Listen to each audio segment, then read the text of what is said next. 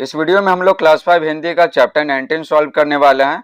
Chapter 19 का नाम है अंधेर नगरे। इस वीडियो में हम लोग सिर्फ स्टोरी पढ़ने वाले हैं। इसकी अगली वीडियो में इसका सारा क्वेश्चन आंसर सॉल्व करेंगे, A to Z question answer. तो चलिए बिना समय गवाए वीडियो को स्टार्ट करते हैं।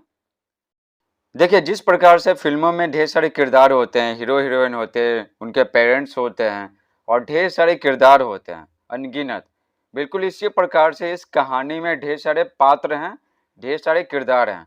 तो चलिए सबसे पहले उन पात्रों के बारे में पढ़ लेते हैं जो इस कहानी में आने वाले हैं। तो देखिए, सबसे पहले कहानी का कौन सा पात्र है?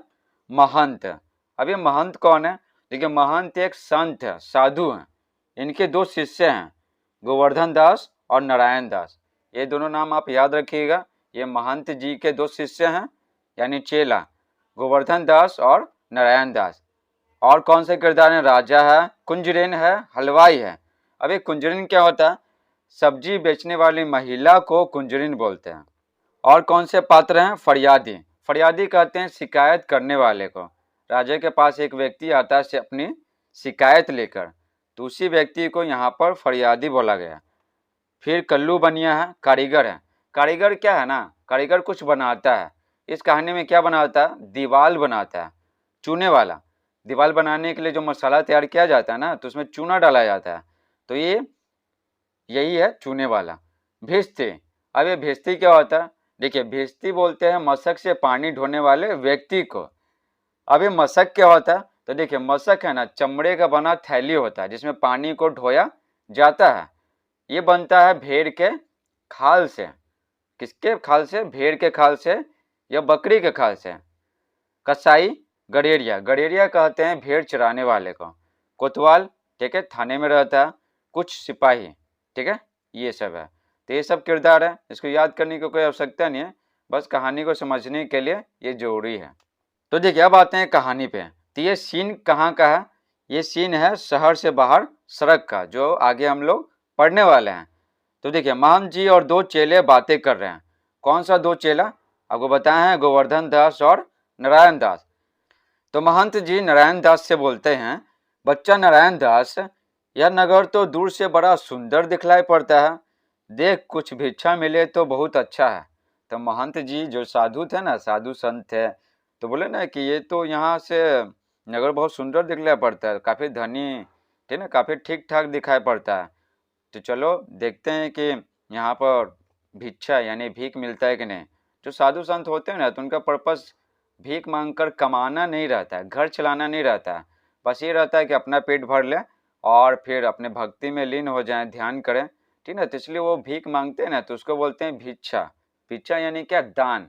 ठीक, जो साधु संत जो भीख मांगते हैं उसको क्या कहते हैं? हम सब देते हैं तो क्या कहते हैं हम सब? कि दान दे रहे हैं, ये नहीं कि भीख दे रहे हैं। ठीक है, भीख हम सब किसको देखते हैं? भीख हम सब किसको देते हैं? भिखारी को देते हैं। तो महंत बोलते हैं ना, महंत जी बोलते हैं कि देख, कुछ भिक्षा मिले तो बहुत अच्छा है। तो नारायण दास बोलते हैं, गुरुजी महाराज, नगर तो सचमुच बहुत ही सुंदर है, बहुत अच्छा है, यहाँ पर भिक्षा जरूर अच्छा मिलेगा। महंत बोलते हैं, बच्चा गोवर्धन दास, ये किससे? अपने दूसरे चेले से बोलते हैं, तू पश्चिम की ओर जा और नारायण दास पूर्व की ओर जाएगा। तो गोवर्धन दास जाता है, ठीक है, गोवर्धन दास जाता है। कहाँ जाता है? पश्चिम दिशा की ओर, ठीक है। गोवर्धन दास कुंजरिन से बोलते हैं। कुंजरिन किसको कहते हैं? पहले ही बता चुके हैं, सब्जी बेचने वाली महिला को। भाजी यानी क्या? सब्जी। तो गोवर्धन दास कुंजरिन से पूछते हैं, क्यों, भाजी क्या भाव, यानी सब्जी का क्या भाव है, कैसा रेट चल रहा है? तो कुंजरिन बोलती है, बाबा जी, टके शेर। टके शेर मतलब क्या ना? देखिए, एक टका में ना 2 पैसा होता है। जैसे होता है ना 1 रुपया में 100 पैसा, उसी तरह 1 टका में 2 पैसा होता है। टका है ना, बहुत पहले चलता था, राजाओं के ज़माने में ये चलता था। ये तांबे या चांदी से बना होता था।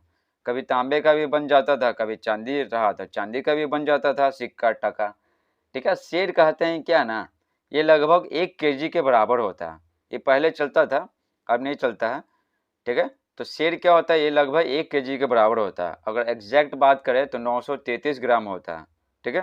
तो यहाँ पर क्या बोला जा रहा है? एक शेर है ना, एक शेर मिलेगा 1 टका में, ठीक है। सब्जी 1 शेर मिलेगा 1 टका में। तो गोवर्धन दास बोलते हैं, सब भाजी टके शेर, वाह वाह बड़ा आनंद है। तो ये कुंजरिन क्या बोले ना कि जितना सब्जी देख रहे हैं ना, आलू, परवल, भिंडी, प्याज, सबका दाम सेम ही है। ठीक है, एक सेर लेना है तो आपको 1 टका देना होगा। ये तो बड़ा अजीब है, सब सब्जी एक ही दाम में कैसे बिकेगा? लेकिन यहाँ पर बिकता था। यहाँ सभी चीज़ें टके से, सिर्फ सब्जी ही नहीं, सभी चीज़ें, ठीक है, चाहे पलंग हो, चाहे कुर्सी हो, चाहे खाने पीने का सामान हो, चाहे कुछ भी हो, सब टके सेर में मिलता था।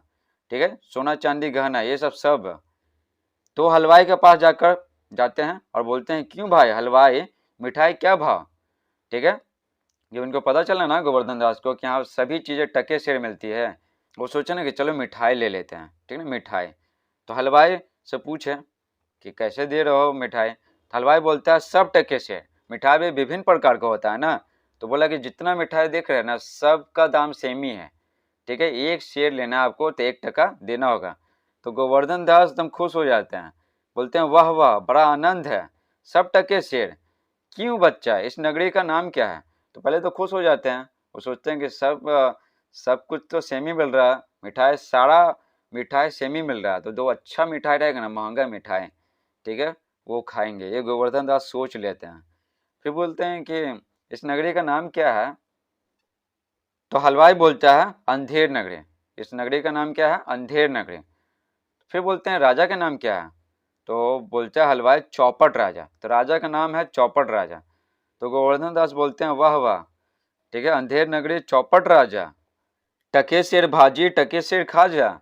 तो बोलते हैं क्या, अंधेर नगरी चौपट राजा, टके सिर भाजी टके सिर खाजा। भाजी क्या बोलते हैं? सब्जी को। तो टका शेर मिलेगा, टके शेर मिलेगा सब्जी, टके शेर मिलेगा खाजा, ठीक है, मिठाई जो है सब कुछ सेम ही दाम है। हलवाई बोलता है तो बाबा जी कुछ लेना हो तो बोलो, खाली बकबक कर रहे हैं, बात खाली कर रहे हैं। हलवाई को आ जाता है गुस्सा, बोलता है कि कुछ लेना है तो बोलिए। तो गोवर्धन दास बोलते हैं बच्चा भिक्षा मांगकर 7 पैसे लाए हूँ, 7 पैसे, और इसको टका में बदलेंगे ना 7 पैसे को तो कितना होगा? 3.5 टका होगा, 3.5 टका। तो बोलते हैं कि 7 पैसे भिक्षा मांग कर लाए हों, 3.5 सेर मिठाई दे दो। ठीक है, सारा पैसा का मिठाई ले लेते हैं, सारा पैसा का, क्योंकि उनको खाने का बहुत मन होता है ना, क्योंकि इनके यहाँ तो सब कुछ जो अच्छी अच्छी चीज़ें होती हैं वो महंगा मिलता है, लेकिन यहाँ पर देखें कि सब सेम ही मिल रहा है तो अच्छा मिठाई ले लिए। महंत जी और नारायण दास दोनों एक ओर से आते हैं, महंत जी और नारायण दास दो, और दूसरी ओर से गोवर्धन आता है। ठीक है, दूसरी ओर से एक गए थे पूरब की ओर, दूसरा गए थे पश्चिम की ओर। तो भिक्षा मांगकर सब मिलते हैं तीनों। तो महंत बोलते हैं, महंत कौन? गुरुजी। बच्चा गोवर्धन दास कह क्या भिक्षा लाया, गठरी तो भारी मालूम पड़ती है। गोवर्धन दास बोलते हैं गुरुजी महाराज 7 पैसे भिक्षा में मिले थे, उसी से 3.5 सेर मिठाई मोल ले ले। ठीक है, सारा का पैसा का मिठाई ले ले। तो महंत बोलते हैं बच्चा नारायण दास ने मुझसे कहा था कि यहाँ सभी चीज़ें टके सेर मिलती हैं, तो मैंने इसकी बात का विश्वास नहीं किया। अगर आपसे बोला जाएगा ना कि शहर में जितना सारा चीज़ है ना सब टके सेर मिलेगा, ठीक है, तो आप भी विश्वास नहीं कीजिएगा, हम भी नहीं करेंगे। उसी तरह महंत जी विश्वास नहीं किए, कैसे सब चीज़ का दाम सेम होगा? बच्चा यह कौन सी नगरी है और इसका कौन सा राजा है जहाँ टके सेर भाजी और टके सेर खाजा मिलता है? तो गोवर्धन दास बोलते हैं देखिए, इस नगरी का नाम क्या? अंधेर नगरी है, राजा का नाम चौपट राजा है, यहाँ पर टके सेर भाजी और टके सेर खाजा मिलता है। मंद बोलते हैं तो बच्चा ऐसी नगरी में रहना उचित नहीं है, ठीक है, जहाँ टके सेर भाजी और टके सेर खाजा बिकता है। ठीक है ना, महंत जी गुरु थे ना, बहुत समझदार थे, वो बोले ना कि यहाँ पर कोई नियम कानून है ही नहीं, सब कुछ सेमी दाम में मिल रहा है, तो यहाँ पर रहना ना खतरे से खाली नहीं है। मैं तो नगर में अब पल भर भी नहीं रहूँगा, देख मेरी बात मान, नहीं तो पीछे पछताएगा। मैं तो जाता हूँ, पर इतना कहे जाता हूँ कि कभी संकट पड़े तो याद करना। गुरुजी हैं तो अपने शिष्य को समझाते हैं, ठीक है, वो समझ नहीं पाते हैं तो वो महंत जी तो चले जाते हैं, ठीक है, और नारायण दास भी चले जाते हैं, लेकिन जो गोवर्धन दास है ना वो थोड़ा लालच में पड़ जाते हैं कि चलो, ठीक है ना, जो महंगे महंगे चीज़ें होंगी खूब खाएंगे, एकदम अच्छे से रहेंगे, ठीक है, तो लेकिन वो नहीं मानते हैं गोवर्धन दास, लेकिन महंत जी समझाते हैं, ठीक है, नहीं मानना है बात तुम मत मानो, लेकिन पीछे पछताएगा, ठीक है ना। लेकिन ये भी बोलते हैं कि संकट पड़े ना तो याद करना, हम तुम्हारी मदद के लिए आ जाएंगे। अब देखिए, अब ये दूसरा जगह का सीन है। जैसे फिल्म में सीन बदलते नहीं रहता है, कभी हीरो का सीन दिखा रहा है, कभी हीरोइन का सीन दिखा रहा है, कभी कहीं और का सीन दिखा रहा है, ठीक है ना। तो यहाँ पर इस कहानी में क्या सीन बदल रहा है। अब सीन कहाँ का दिखाया जा रहा है, राजा और मंत्री यथास्थान बैठे हैं, ठीक है। यथास्थान मतलब क्या, जहाँ उनका स्थान बैठने का निश्चित होता है। तो राजा बीच में बैठते हैं, क्या ऊंचाई पर बैठते हैं, ठीक है, और मंत्री किनारे किनारे लाइन में लगा के बैठते हैं। पर्दे के पीछे दुहाई है की आवाज आती है, ठीक है। राजा बोलते हैं कौन चिल्लाता है, उसे बुलाओ। तो दो सिपाही एक फरियादी को लाते हैं, ठीक है। फरियादी कहते हैं शिकायत करने वाले को। तो एक आदमी आता है अपनी शिकायत लेके, तो फरियादी बोलता है दुहाई महाराज दुहाई, बोलो क्या हुआ। राजा बोलते हैं बोलो क्या हुआ। तो फरियादी बोलता है महाराज कल्लू बनिए की दीवार गिर पड़ी, सो मेरी बकरी उसके नीचे दब गई, न्याय हो, ठीक है। तो वो न्याय के लिए आया था, उसकी बकरी दब के मर गई, तो दीवार वाला जिम्मेदार होगा, तो इसको पैसा वैसा मिलेगा क्षतिपूर्ति के रूप में। तो राजा बोलते हैं अच्छा कल्लू बनिए को पकड़ ला, अपने सिपाही को बोलते हैं दीवार कल्लू बनिए का गिरा तो उसको पकड़ के ले आओ। तो फिर सिपाही दौड़कर जाते हैं बाहर और कल्लू बनिए को पकड़ के लाते हैं। पूछते हैं कि क्यों रे बनिए, इसकी बकरी क्यों दबकर मर गई। तो कल्लू बोलता है महाराज मेरा कुछ दोष नहीं, कारीगर ने ऐसी दीवार बनाई कि गिर पड़ी। तो कल्लू बनिए है ना अपनी गलती को स्वीकार नहीं करता, बोलता है ना कि दीवार तो हम ही बनवाए हैं, लेकिन कारीगर का गलती है, वो कारीगर है ना ठीक से दीवार नहीं बनाया, तो हम जिम्मेदार नहीं हैं। तो राजा बोलते हैं ठीक है कल्लू को छोड़ दो, कल्लू बनिए को छोड़ दो, कारीगर को पकड़ के ला। तो फिर सिपाही कारीगर को पकड़ के लाते हैं, फिर उससे पूछते हैं कि तुम्हारा गलती है ना। तो कारीगर बोलता है महाराज चूने वाले ने चूना ऐसा खराब बनाया कि दीवार गिर पड़े, ये भी अपना गलती खुद स्वीकार नहीं करता, ठीक है। तो कारीगर है ना, कारीगर बोलता है कि चूने वाला है ना, तो वो खराब बना दिया, मसाला जो है ना दीवार बनाने के लिए जो मसाला इस्तेमाल किया जाता है, ठीक है, तो वो खराब बना दिया, तो इसलिए दीवार क्या बन गया, कमजोर बन गया। तो राजा बोलते हैं अच्छा ठीक है, तो यानी गलती किसका, चूने वाले का। तो सिपाही को बोलते हैं कि जाओ उसको पकड़ के ले आओ, ठीक है, और चूने वाले को छोड़ दो। तो फिर पकड़ के लाया जाता है, ठीक है ना, चूने वाले को। तो चूने वाला बोलता है महाराज भेस्ती ने चूने में पानी ज़्यादा डाल दिया, इसी से चूना कमज़ोर हो गया। चूने वाला भी अपनी गलती खुद स्वीकार नहीं करता, ठीक है ना। यहाँ पर देख रहे हैं ना, सब अपनी गलती को स्वीकार नहीं कर रहे, दूसरे पे, ठीक है ना, मढ़ दे रहे हैं कि नहीं गलती उसी का है। तो चूने वाला क्या बोला कि भेस्ती वाला है ना चूने में ज़्यादा पानी डाल दिया, जैसे भात बनाना है आपको तो ज़्यादा पानी डाल दीजिएगा तो ख़राब हो ही जाएगा, ठीक है। बिल्कुल इसी प्रकार से है, दीवार बनाने के लिए ना जो मसाला तैयार किया जाता है तो उसमें चूना डालना रहता है, ठीक है। तो चूना में ज़्यादा पानी डाल दिया, भेस्ती। भेस्ती किसको बोलते हैं, जो मशक से पानी ढोता है, जो चमड़े का थैला होता है ना, ठीक है, उससे पानी ढोता है, तब भेस्ती ज़्यादा पानी डाल दिया तो चूना कमज़ोर हो गया। तो राजा बोलते हैं यानी कि भिश्ती की गलती है, वही ज़्यादा पानी डाल दिया है ना, तब दीवार कमज़ोर हो गया। तो जाओ पकड़ के लाओ भिश्ती को। तो फिर सिपाही भिश्ती को पकड़ के लाते हैं। तो भिश्ती क्या बोलता है महाराज गुलाम का कोई कसूर नहीं, कसाई ने मशक इतनी बड़ी बना दी थी कि उसमें पानी ज़्यादा आ गया। तो भिश्ती भी अपनी गलती स्वीकार नहीं करता, बोलता ना कि जो थैला है ना चमड़े का बना थैला, ठीक है, ज़्यादा बड़ा बन गया था, ठीक है, ज़्यादा बड़ा, ठीक है। तो कसाई से हम क्या लिए थे, चमड़ा लिए, तो कसाई भेड़ को काटा और उसका चमड़ा है ना हमको दे दिया था, ठीक है। तब हम उसको सीख करके क्या बनाया, थैला बनाया। तो अगर चमड़ा छोटा देता तो छोटा थैला बनता, ठीक है ना। तो कम पानी अटता था, हम कम पानी देते हैं, ज़्यादा पानी अट गया तो हम ज़्यादा दे दिए, ठीक है ना, भिश्ती ये बोलते हैं। तो क्या राजा बोलते हो, ठीक है, यानी कि कसाई का गलती है, कसाई बड़ा भेड़ का खाल तुमको क्यों दे दिया, ठीक है, तो बड़ा थैला नहीं बनता, तो ज़्यादा पानी नहीं अटता, ठीक है। तो राजा बोलते हैं कसाई की गलती है, जाओ सिपाही को बोलते हैं जाओ कसाई को पकड़ के ले आओ। तो सिपाही जाते हैं कसाई को पकड़ के ले आते हैं, ठीक है। तो कसाई क्या बोलता है महाराज गडेरिये ने टके की ऐसी बड़ी भेड़ मेरे हाथ बेची कि मशक बड़ी बन गई, ठीक है। तो कसाई क्या बोला ना, कसाई भी अपनी गलती खुद स्वीकार नहीं करता, बोलता है महाराज आप जैसे कि आपको पता है कि ठीक एक टके में सब कुछ मिलता है यहाँ पर, ठीक है ना, इस अंधेर नगरी में, जिसके राजा कौन है, चौपट राजा, सब कुछ मिलता है। तो कसाई गया गडेरिया के पास भेड़ खरीदने, तो गडेरिया क्या किया ना बड़ा भेड़ बेच दिया, बड़ा भेड़, ठीक है, बड़ा भेड़ बेच दिया। तो बस ये खाल उतार के कसाई मारा उसको, खाल उतार के दे दिया मशक बनाने के लिए, ठीक है ना।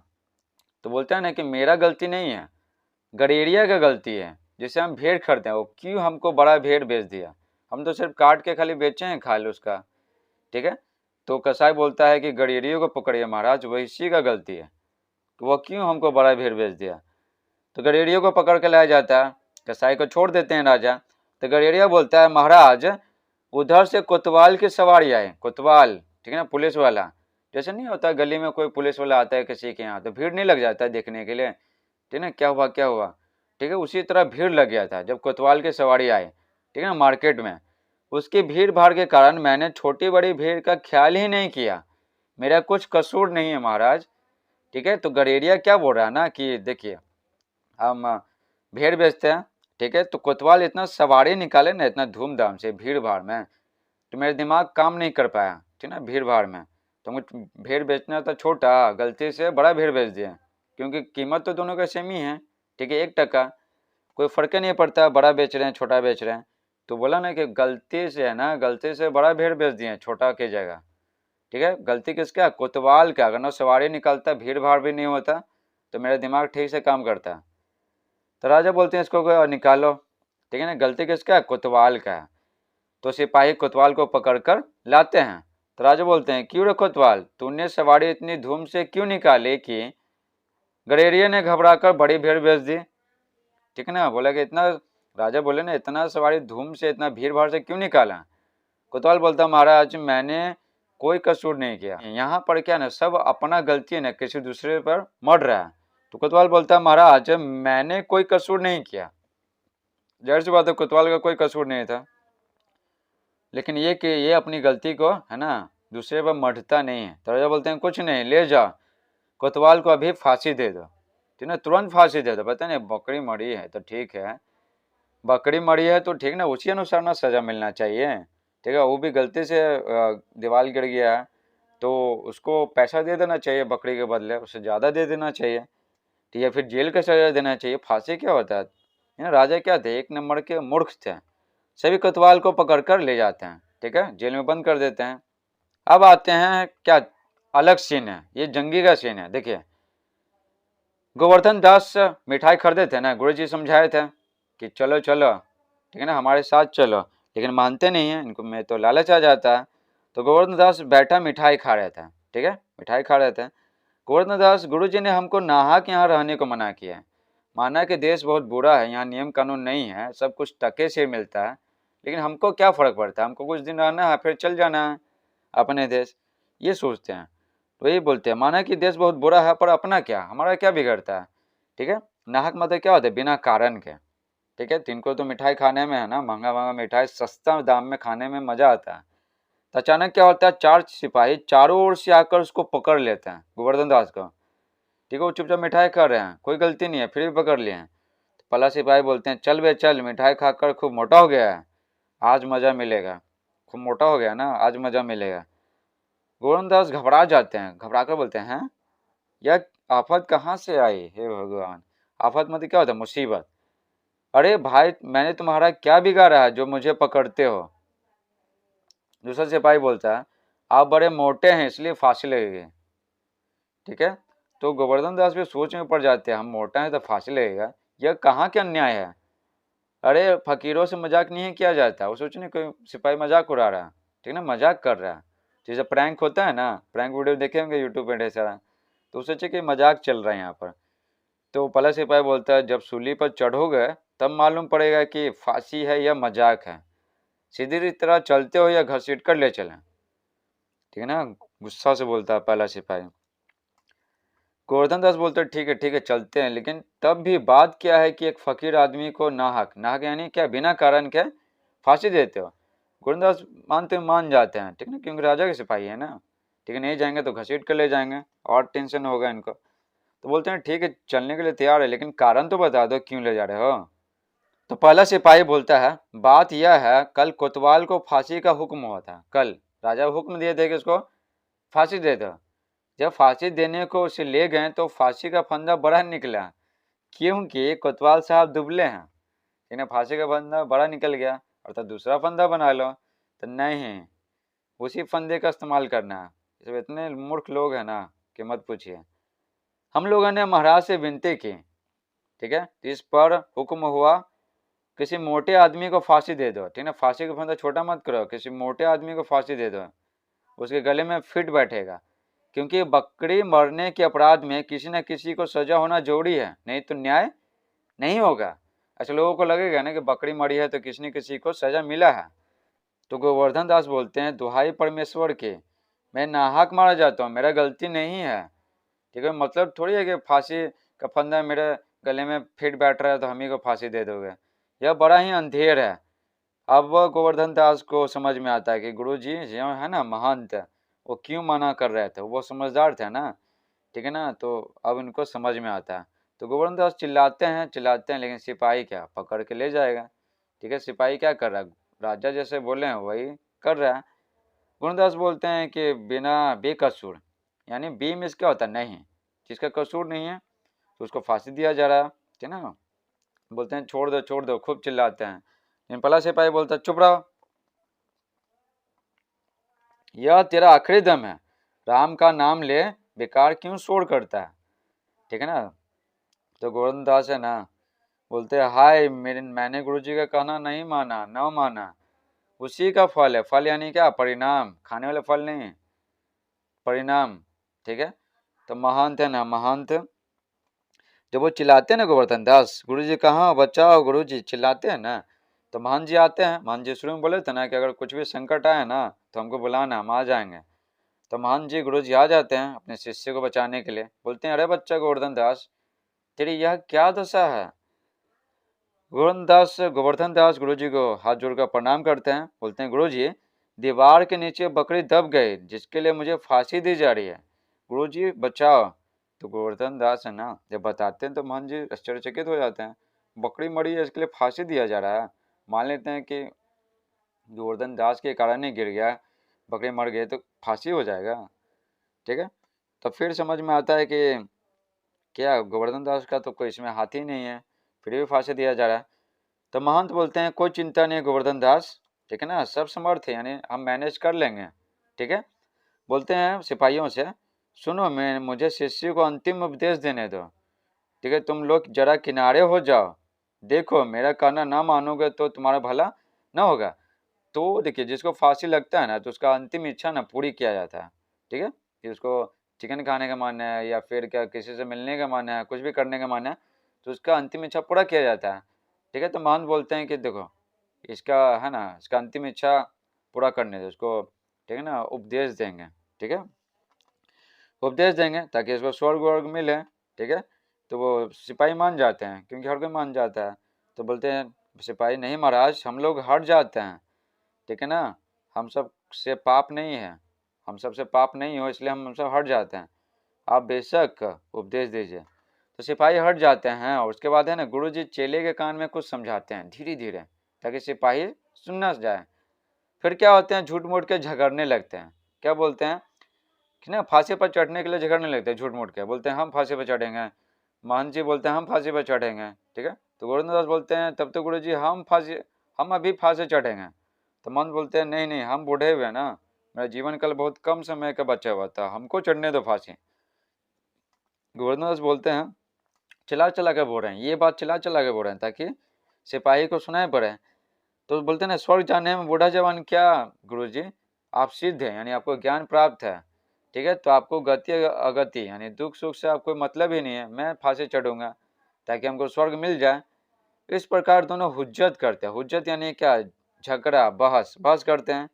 सिपाही तो हैरान हो जाते हैं कि दोनों क्या मरने के लिए, फांसी पर चढ़ने के लिए आप लड़ रहे हैं, ये कौन बात हुआ।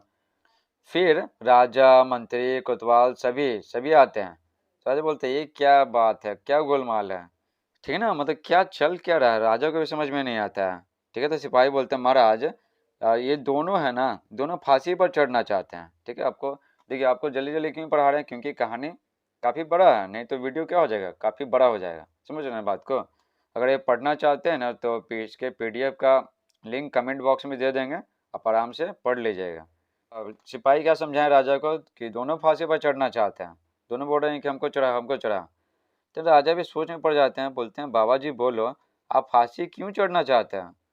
तो महान जी है ना गुरु जी बोलते हैं राजा इस समय ऐसे शुभ घड़ी है कि जो मरेगा सीधा स्वर्ग जाएगा, अभी जो फांसी चढ़ेगा ना वो सीधा स्वर्ग जाएगा। तो मंत्री बोलते हैं तब तो हम ही फांसी चढ़ेंगे, मंत्री जी भी स्वर्ग में जाना चाहते हैं, स्वर्ग की इच्छा सबको है। तो मंत्री बोले हम फांसी चढ़ेंगे। गोवर्धन दास बोलते हैं नहीं हम चढ़ेंगे। कोतवाल बोलते हैं कि नहीं नहीं हम चढ़ेंगे, ठीक है ना, दीवार तो मेरे कारण नहीं गिरा ना। तो राजा बोलते हैं चुप रहो सब लोग, राजा की जीते जी और कौन स्वर्ग जा सकता है, हमको चढ़ाओ फांसी, जल्दी जल्दी जल्दी करो। तो राजा तो और बेचैन हो जाते हैं स्वर्ग में जाने के लिए। फिर क्या होता है, राजा है तो राजा के बात तो मानना ही पड़ेगा, तो राजा को लोग फांसी पर लटका देते हैं, ठीक है, सब लोग लटका देते हैं। राजा की इच्छा है स्वर्ग में जाने का तो लटका दिए। ये इंटरेस्टिंग स्टोरी कौन लिखे थे, भारतेंदु हरिश्चंद्र। कौन लिखे थे, भारतेंदु हरिश्चंद्र, ठीक है। ये बहुत ही मजाकिया बहुत ही फनी स्टोरी था। आई होप आपको ये वीडियो पसंद आया होगा, अगर पसंद आया तो वीडियो को लाइक कर दीजिए। इसके अगली वीडियो में ना क्वेश्चन आंसर सारा सॉल्व करेंगे, तो आप उस वीडियो को जोड़ देख लीजिएगा, ठीक है। अगर कुछ समझ में ना आया ना तो कमेंट करके सवाल पूछिए, क्योंकि पढ़ाई अच्छे से करना बहुत ज़रूरी है, समझ गए ना।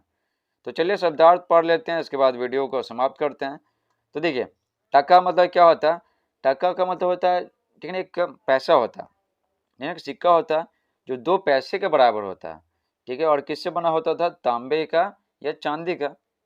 तांबा मिला तो तांबा का बन गया, चांदी मिला तो चांदी का बन गया। ये राजाओं के ज़माने में चलता था।